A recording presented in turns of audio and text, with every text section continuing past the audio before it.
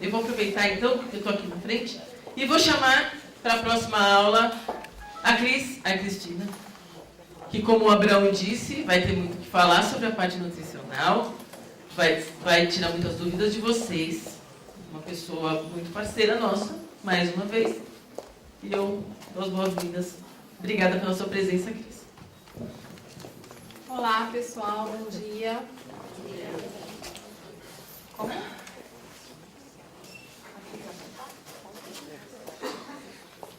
Pessoal, é um prazer estar aqui de novo e dessa vez apresentando o 27º Internacional de ELA, com muitas novidades. Eu acho que a nutrição vem cada vez mais mostrando como um tratamento, como carro-chefe, antes dos medicamentos, até que eles apareçam de fato. Então, uma coisa que eu queria começar falando para vocês foi o número de pesquisadores. Muitos brasileiros, que me deixou muito feliz. Mas a quantidade mesmo de pesquisadores envolvidos no tratamento e na reabilitação e propondo uma cura para a doença foi muito grande. Então, vamos falar um pouquinho sobre nutrição. Queria que vocês entendessem qual é o papel da nutrição na doença neuromotor hoje. Por que é que se fala tanto da nutrição? Para entender isso, a gente vai voltar lá em 1999, quando o primeiro trabalho mostrou nutrição atrelada à sobrevida. Esse primeiro trabalho mostrou que pacientes que apresentavam IMC abaixo de 18,5 tinham um risco 7,7 vezes maior de morrer quando comparado a pacientes sem perda de peso, ou seja, com IMC de eutrofia. E aí os trabalhos foram aparecendo cada vez mais. Trabalhos mais recentes nos mostram que pacientes que perdem 5% do peso corporal, em comparação ao peso habitual, têm um risco de óbito de 30%. Vejam, pessoal, 5% do peso corporal é quase nada. Para um paciente de 70 quilos, a gente está falando de 3,5 kg. Né? E aí, dobrando essa porcentagem de perda de peso, o risco de óbito aumenta para 45%. E passados vários estudos, e a gente de fato estudando por que é que essa perda de peso acontecia, nós vimos na prática que pacientes que apresentavam peso estável ao longo do tempo também tinham uma evolução diferente. Alguns, a evolução acontecia mais rápido. E aí um estudo mais recente nos mostrou que perda de massa muscular está também atrelada à sobrevida. Então hoje a gente sabe que a gente não pode perder peso e precisa evitar a perda de massa muscular por questões dietéticas. E uma coisa muito interessante vem nos mostrando de tudo aquilo que a gente sabe de nutrição hoje para algum paciente que não tem a doença. Pacientes que têm um IMC de 30 a 35, ou seja, um paciente obeso, têm uma doença que evolui mais lentamente. Olha que interessante. Pacientes obesos têm uma doença evoluindo devagar. Parece que a gordura vem como proteção. Sabendo disso, por que o paciente perde tanto peso? A gente sabe que existem alguns fatores envolvidos. A gente pode citar entre eles, eu acho que um dos principais, a disfagia. Quando o paciente começa com dificuldade de deglutir, o peso vai embora muito rápido. Mas não é só ela. O paciente cansa para comer. O Abraão estava dizendo aqui justamente isso. Comer gera uma fadiga que faz com que o paciente gaste mais energia só de comer. Não só isso, respirar do mesmo jeito, o aumento do trabalho respiratório faz com que esse paciente gaste mais energia. A gente já sabe que o hipermetabolismo presente na doença faz com que nossos pacientes gastem, paradinhos aí em repouso, pelo menos 30% mais de energia do que um paciente que não tem a doença. Podemos citar depressão, perda de apetite, dificuldade de se alimentar. Então, antigamente, o paciente preparava seu alimento, comia sozinho. Hoje não. Hoje ele tem que alguém tem que preparar, alguém tem que porcionar. Isso por si só é um fator que faz com que o paciente diminua a ingestão alimentar. Sabendo disso e entrando já no simpósio internacional, eles nos mostraram dados importantes. Adianta de que o paciente ser avaliado por um profissional nutricionista e nunca mais ser acompanhado? Nada. porque a doença muda. A cada 3 meses a gente precisa alterar questões dietéticas. Então eles propuseram que os pacientes sejam acompanhados da parte nutricional a cada 3 meses e que, a partir do diagnóstico, esse paciente precisa de uma consulta com um profissional nutricionista. De fato, seria o ideal que o profissional nutricionista conhecesse a doença. E as questões que precisam ser acompanhadas nas consultas? Eles citaram peso, índice de massa corporal, medidas antropométricas com medidas de braço, até para que a gente saiba se este paciente está perdendo ou não massa muscular. A avaliação do consumo alimentar precisa ser feita repetidamente, porque o paciente tende a modificar aquilo que ele come, de acordo com qualquer dificuldade que ele tem de comer. Suplementação nutricional, quando necessário, nós entramos com suplemento nutricional, mas vale lembrar aqui que suplemento nutricional não faz o 100%, ele vem justamente para complementar aquilo que o paciente não está conseguindo de energia ou de proteína por via oral. E a discussão sobre a gastrostomia precisa ser feita precoce e regularmente. E o que isso quer dizer? Por que é que a gente precisa discutir com o paciente precoce e regularmente sobre a gastrostomia? Porque o que acontece? Hoje eu posso propor a gastrostomia para o meu paciente, ele pode não querer mais. Então ele pode simplesmente dizer para mim, hoje eu não quero. E aí o profissional se esquece que as coisas mudam com a evolução. Então a gente precisa propor isso a cada consulta até que o nosso paciente veja a necessidade. Sabendo que o paciente não pode perder peso, então a caloria, a quantidade calórica ingerida é muito importante. Ele não pode perder massa muscular, então a quantidade de proteína que deve ser consumida também tem que ser importante. Mas e sobre a qualidade dos alimentos? Esse estudo nos mostrou sobre a ingestão dietética de micronutrientes e função na ELA. Hoje já existe um interesse crescente no papel da nutrição na progressão da doença. Mas o que é que os micronutrientes, as vitaminas e os minerais interferem na evolução dessa doença? É isso que esse trabalho veio nos mostrar. A gente tem estudos já hoje mostrando que pessoas que consomem mais carboidrato, mais glutamato, mais gordura, com baixa ingestão de vitamina E e de ácidos graxos poliinsaturados, como os ômega 3 e carotenoides, têm o maior risco de desenvolver a doença. Sabemos também que 34% menos risco de desenvolver a doença para quem consome mais ômega 3. E isso despertou a curiosidade dos pesquisadores em determinar qual é a eficácia de micronutrientes nesta evolução dessa doença. Sendo assim, o objetivo desse trabalho foi avaliar a associação entre os micronutrientes individuais e em grupos, correlacionando com a escala de funcionalidade e função respiratória. 302 pacientes foram avaliados com a escala de funcionalidade e a função respiratória foi avaliada por espirometria em porcentagem do predito de capacidade vital forçada. O que eles concluíram com esse trabalho? O consumo de alimentos ricos em carotenoides e antioxidantes demonstrou melhores pontuações da escala de funcionalidade e função respiratória. Quem consome mais alimentos antioxidantes, neste grupo de pesquisa, e quem consumia mais alimentos ricos em carotenoides, tinha uma evolução da doença mais lentamente quando comparado àqueles pacientes que consumiam menos.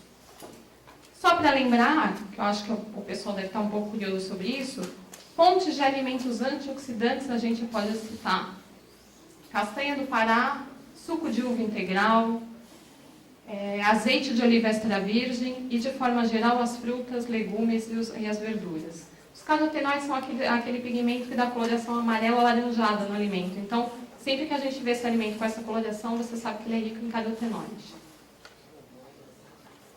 Passando sobre um trabalho de biomarcador sanguíneo de carboidrato e lipídio e risco de desenvolver a ELA, na verdade, muitos estudos têm tentado nos mostrar qual é o papel de biomarcador. Como é que eu sei que um paciente pode desenvolver a ELA anos antes disso acontecer? É isso que esse estudo tentou nos mostrar. O objetivo desse estudo foi avaliar a associação desses biomarcadores sanguíneos de carboidrato, lipídios e apolipoproteínas com risco de desenvolver a doença.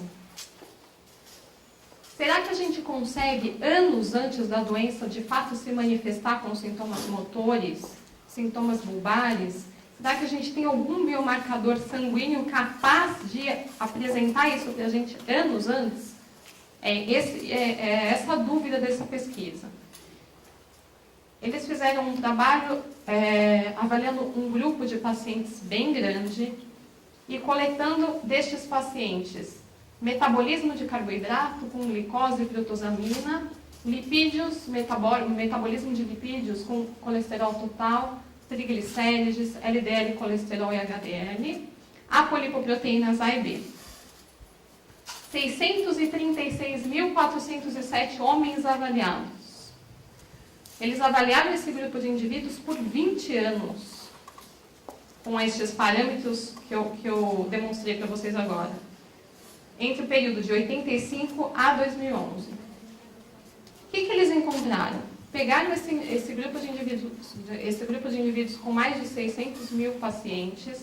Deste grupo de indivíduos, 623 pessoas desenvolveram a ELA, sendo 63% destes que desenvolveram homens. 635 mil não desenvolveram. E aí, será que eles encontraram alguma alteração no metabolismo que pudesse correlacionar como um biomarcador? Encontraram. Encontraram que há alterações nos metabolismos de carboidrato, lipídios e apolipoproteínas, e isso pode ter um risco de fazer o nosso paciente desenvolver a doença. 20 anos antes, eles conseguiram demonstrar nessa população de estudo que um desbalanço entre a apolipoproteína B, a LDL e HDL pode ser um mecanismo que ainda está em estudo, claro, mas que pode, de repente, nos mostrar o risco desse paciente em desenvolver a doença. Falando um pouco sobre gastrostomia, e muito foi falado sobre gastrostomia, o quanto a gastrostomia, este estudo nos fazia uma pergunta muito interessante. A gastrostomia prolonga a sobrevida em pacientes com perda de peso quando a função bulbar está preservada? Será que eu preciso propor a gastrostomia para o meu paciente se ele não tem uma dificuldade de engolir? Era isso que esse estudo tentava demonstrar. Para a gente responder isso e para a gente falar um pouco desse estudo, a gente precisa dizer sobre os critérios de indicação da gastrostomia ditos hoje efetivos aqui no Brasil e fora do Brasil. O que é que a gente usa para indicar gastrostomia? Hoje a gente usa perda de peso de 10% em 3 meses, dificuldade de deglutir ou piora respiratória. Será que algum de vocês que tenha qualquer perda de peso, perda de 10% em 3 meses, então, para um homem de 70 quilos, 7 quilos em 3 meses, sem nenhuma dificuldade de engolir e sem nenhuma piora respiratória, se eu propor, será que alguém vai querer fazer? Gosto muito de ver a carinha de vocês quando faço essa pergunta. Ninguém quer fazer, mas a gente propõe.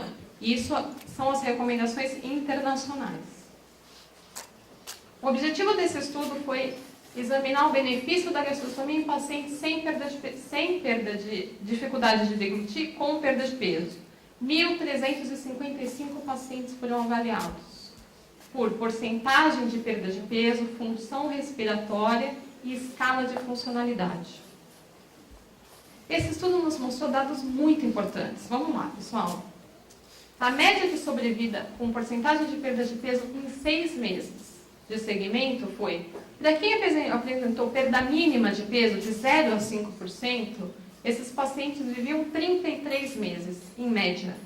Para quem apresentou perda maior do que 5% de peso, esses pacientes viviam 14 meses.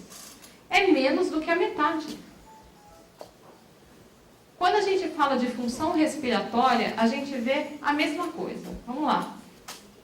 Perda mínima de peso, o paciente tem uma queda de CVF de 9%. Quando o paciente perdia de 5% a 10%, a queda de capacidade vital forçada era de 13%.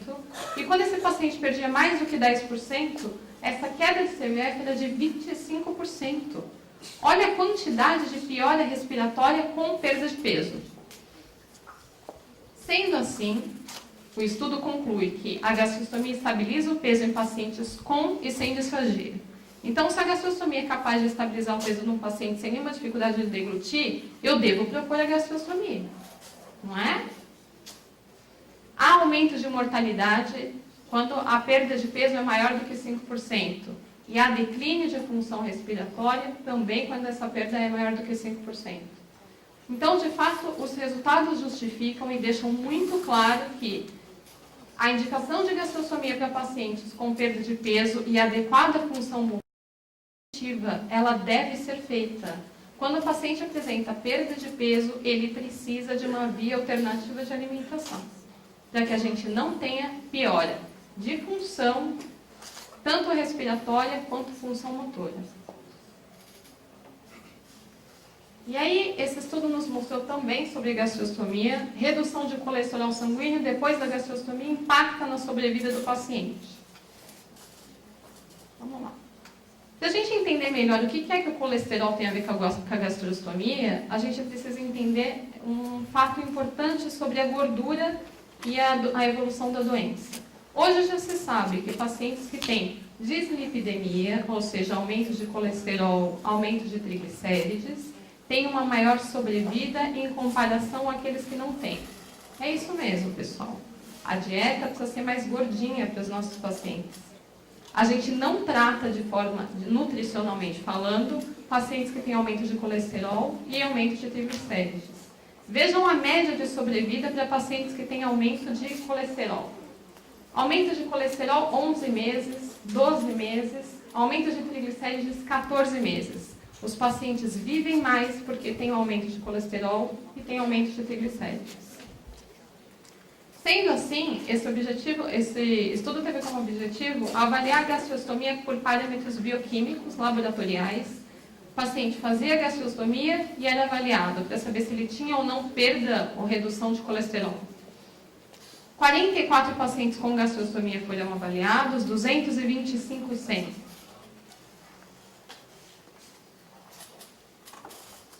Os exames laboratoriais avaliados foram o colesterol total e as suas frações. 9 meses antes da gastrostomia, foi feito um estudo, um exame laboratorial. No momento da gastrostomia, se repetiu esse exame e 6 meses depois. E o que é que eles encontraram? Eles encontraram que a variação dos níveis de colesterol total, LDL, apresentou diferença estatisticamente significante antes, quando comparado depois da gastrostomia. Eles concluíram também que a diferença das concentrações de colesterol total e LDL, depois da gastrostomia, foi negativamente associada à sobrevida. E aí eu gosto muito de ver a cara de vocês.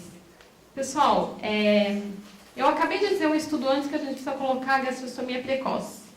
E eu estou acabando de dizer para vocês que a gastrostomia feita reduz colesterol. O que é que está acontecendo? Esse simpósio internacional está louco? O que vocês vão fazer lá? É isso? Não é isso, né? O que acontece é o seguinte. Não interessa se a gente faz ou não a gastrostomia. O que interessa é o que é passado pela sonda. Esse estudo não avaliou, e nós fomos conversar com a pesquisadora, o que é que se colocava por gastrostomia pós. Ela não soube referir. Na verdade, é a orientação que muda. Não adianta eu orientar uma gastrostomia para o paciente, e isso acontece muito, e o paciente continuar se alimentando por via oral e não usando a sonda. Colocar a gastrostomia não melhora a sobrevida. O que melhora a sobrevida é aquilo que eu passo por sonda, por via oral, é a dieta. Tá bom? Então, a gastrostomia deve ser feita, mas esse estudo eu trouxe para vocês porque ele vem, na verdade, para nos mostrar e para nos alertar que a gente precisa ter uma orientação dietética adequada também pós-gastrostomia. Senão, não é efetivo. Tá? Nós apresentamos 3 trabalhos no simpósio internacional. Esse trabalho avaliou a composição corporal dos pacientes. Nós avaliamos por bioimpedância, que é um equipamento que, através de uma corrente elétrica, mensura, né? Na verdade, ela nos diz quantidade de massa muscular, de gordura corporal. Avaliamos por escala de funcionalidade. Escala de funcionalidade varia de 0 a 48 pontos. Vocês já ouviram falar muito dessa escala hoje. Ela é usada internacionalmente para avaliar a evolução da doença. Pontuações mais baixas denotam maior gravidade da doença. Então, pacientes abaixo de 24 são pacientes mais graves, pacientes acima de 24 pontos, pacientes menos graves. E dividimos pacientes apendiculares, ou seja, a doença começando por membro superior ou inferior, e pacientes bulbares, início por via oral, dificuldade de deglutir, dificuldade de fala. Nós encontramos resultados muito interessantes. Pacientes mais graves, ou seja, pacientes com escala de funcionalidade com menos de 24 pontos, apresentaram bulbares, um IMC de 16, ou seja, um IMC de desnutrição, contra um IMC de 22 com um IMC de normalidade. Pacientes bulbares com pior estado nutricional do que os apendiculares. Com a massa muscular aconteceu exatamente a mesma coisa. Os pacientes bulbares com menos massa muscular do que os apendiculares. E o ângulo de fase é um valor dado por bioimpedância que se correlaciona com a evolução da doença, se correlaciona com um melhor ou um pior prognóstico na ELA. Pacientes bulbares têm um menor ângulo de fase quando comparado aos apendiculares. Quando a gente vê pacientes menos graves, ou seja, pacientes com uma escala de funcionalidade maior do que 24 pontos, a gente vê também a mesma coisa. Os pacientes apendiculares com IMC de sobrepeso contra IMC de pacientes bulbares dentro da normalidade. Massa muscular, mesma coisa, mais massa muscular para pacientes apendiculares quando comparado aos bulbares. Ângulo de fase melhor para pacientes apendiculares quando comparado aos bulbares. O que isso quer dizer, pessoal? Pacientes com início da doença bulbar têm um maior risco nutricional quando comparado aos apendiculares. Um outro ponto interessante de se ver aqui é que, com a evolução da doença, pacientes tanto bulbares quanto apendiculares pioram do estado nutricional, né? Na verdade, é daqui para cá. Ele está piorando do estado nutricional conforme a doença evolui. Altera a composição corporal. Daí a importância do monitoramento que a gente falou logo no início.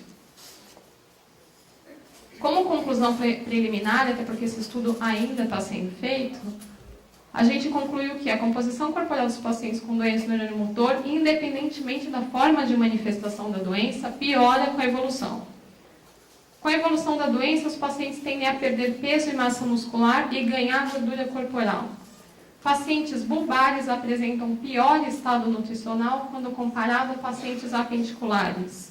Então, pacientes com início de evolução da doença, com a forma de manifestação bulbar, precisa ser monitorado ainda mais de perto quando comparado a pacientes apendiculares. Vocês lembram que eu falei logo no início?